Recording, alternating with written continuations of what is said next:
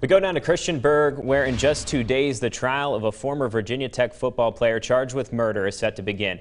Etute is charged with the death of Jerry Smith last May. Today, the judge wrapped up one of 2 final pretrial motions before the proceedings kick off on Wednesday. WFXR's Kelsey Jean-Baptiste was inside the courtroom today and breaks down that decision.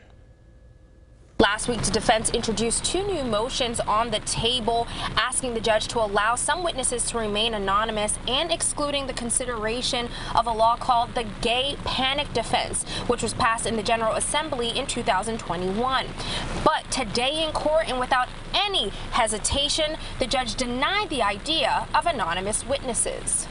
But it was not without objection from the defense. They argued that they wanted to call witnesses who say they too had similar encounters with Jerry Smith or Angie Renee, the fake name Smith allegedly used during that time.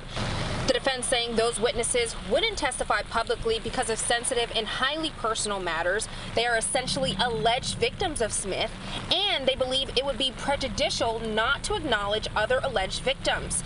In response, the Commonwealth's attorney claims there's never been anonymous testimony for a criminal trial in Virginia.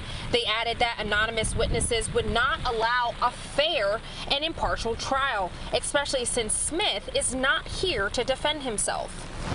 The judge did understand the sensitivity of the witnesses, but then decided that the public and the press deserve a fair and open trial. No decision was made yet on the motion of excluding the consideration of the gay panic defense. In Christiansburg, Kelsey Jean-Baptiste, WFXR News.